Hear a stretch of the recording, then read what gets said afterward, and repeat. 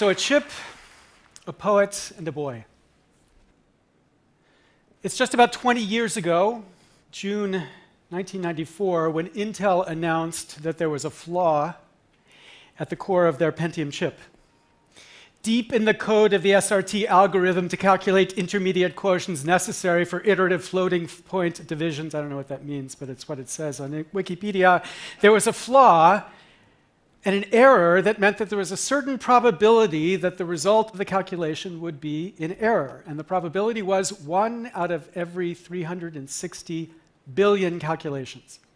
So Intel said your average spreadsheet would be flawed once every 27,000 years. They didn't think it was significant, but there was an outrage in the community. The community, the techies, said this flaw has to be addressed. They were not going to stand by quietly as Intel gave them these chips. So there was a revolution across the world. People marched to demand, okay, not really exactly like that, but they rose up and they demanded that Intel fix the flaw.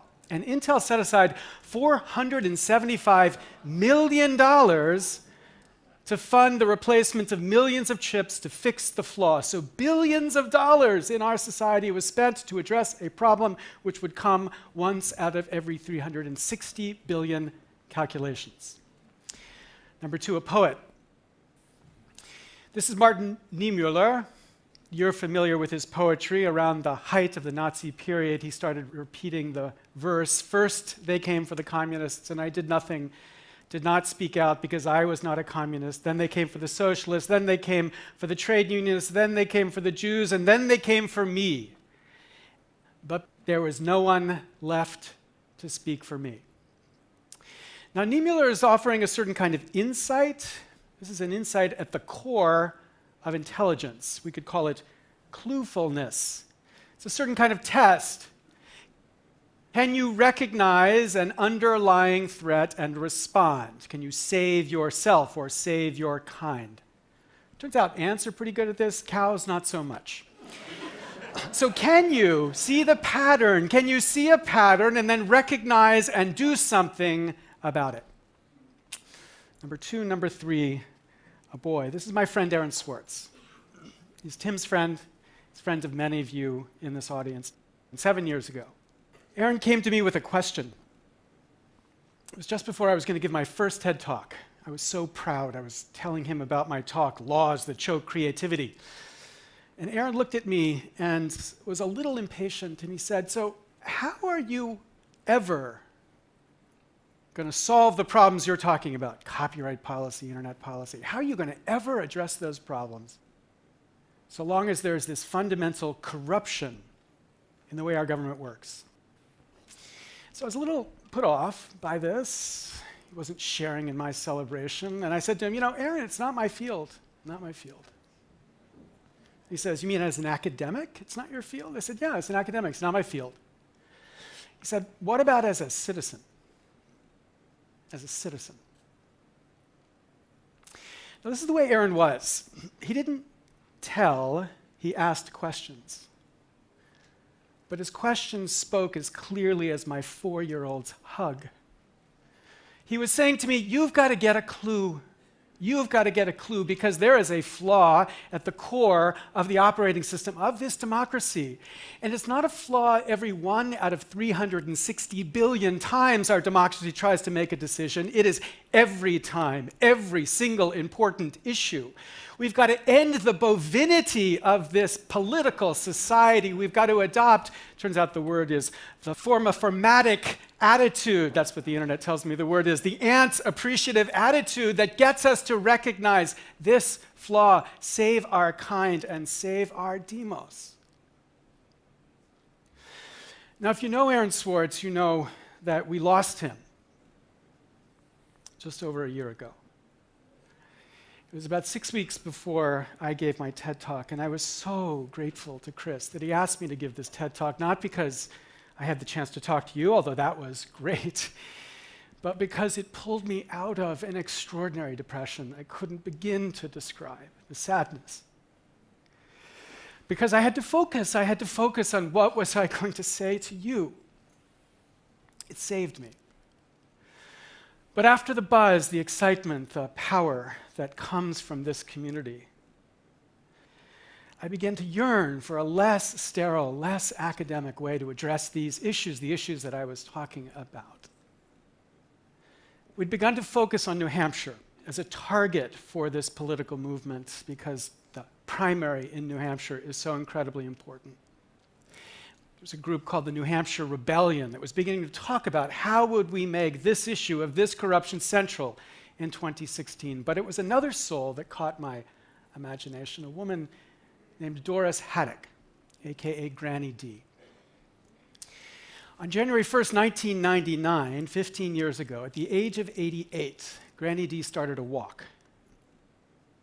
She started in Los Angeles and began to walk to Washington, D.C. with a single sign on her chest that said, "Campaign Finance Reform." 18 months later, at the age of 90, she arrived in Washington with hundreds following her, including many congressmen who had gotten in a car and driven out about a mile outside of the city to walk in with her. Now, I don't have 13 months to walk across the country. I've got 3 kids who hate to walk, and a wife who, it turns out, still hates when I'm not there for a mysterious reason. So this was not an option, but the question is, could we remix Granny D a bit? What about a walk not of 3,200 miles, but of 185 miles across New Hampshire in January? So on January 11th, the anniversary of Aaron's death, we began a walk that ended on January 24th, the day that Granny D was born.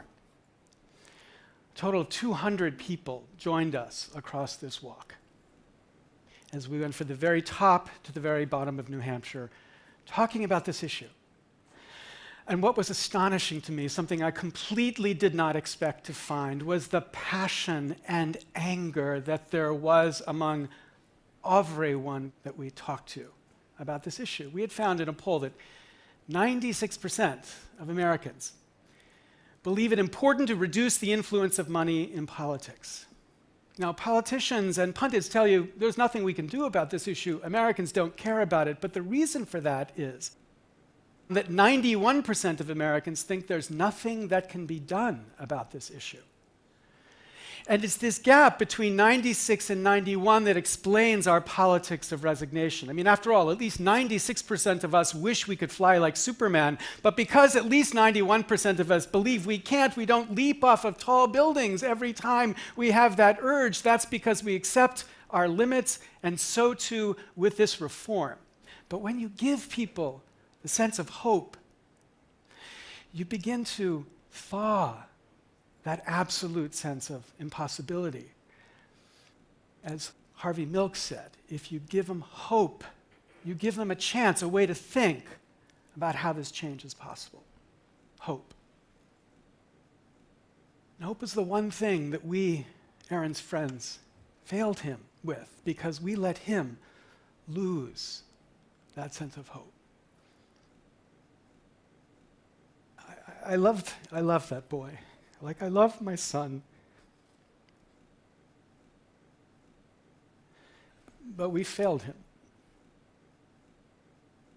And I love my country. And I'm not going to fail that. I'm not going to fail that. That sense of hope, we're going to hold and we're going to fight for, however impossible this battle looks. What's next? Well, we started with this march with 200 people, and next year there will be 1,000 on different routes that march in this month of January and meet in Concord to celebrate this cause. And then in 2016, before the primary, there will be 10,000 who march across that state, meeting in Concord to celebrate this cause. And as we have marched, people around the country have begun to say, can we do the same thing in our state? So we started a platform called GD Walkers, that is Granny D Walkers. And Granny D Walkers across the country will be marching for this reform, number one. Number two, on this march, one of the founders of Thunderclap, David Cassino, was with us. And he said, well, what can we do? And so they developed a platform, which we are announcing today, that allows us to pull together voters who are committed to this idea of reform. Regardless of where you are in New Hampshire or outside of New Hampshire, you can sign up and directly be informed where the candidates you are on this issue, so you can decide who to vote for as a function of which is going to make this possibility real. And then finally, number 3, the hardest here. We're in the age of the super PAC. Indeed, yesterday, Merriam announced that Merriam-Webster will have super PAC as a word. It is now an official word in the dictionary. So on May 1st, May 1, aka May Day, we're going to try an experiment. We're going to try a launching of what we could think of as a super PAC to end all super PACs. And the basic way this works is this. For the last year, we have been working with analysts and political experts to calculate how much would it cost to win enough votes in the United States Congress to make fundamental reform possible. What is that number? $500 million? $1 billion? What is that number? And then whatever that number is, we are going to kickstart, sort of, because you can't use Kickstarter for political work, but anyway, kickstart, sort of, first a bottom-up campaign where people will make small dollar commitments contingent on reaching very ambitious goals, and when those goals have been reached, we will turn to the large dollar contributors to get them to contribute to make it possible for us to run the kind of super PAC necessary to win this issue, to change the way money influences politics, so that on November 8th, which I discovered yesterday is the day that Aaron would have been 30 years old.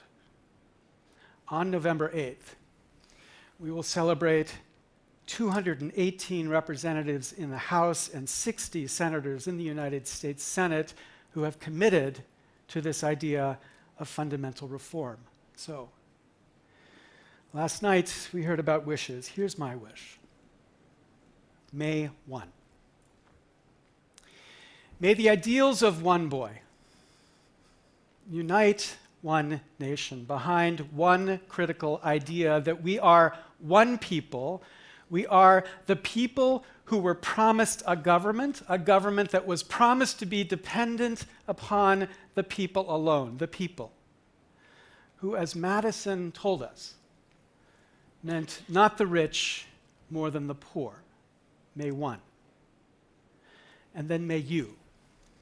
May you join this movement, not because you're a politician, not because you're an expert, not because this is your field, but because if you are a citizen. Aaron asked me that. Now I have asked you. Thank you very much.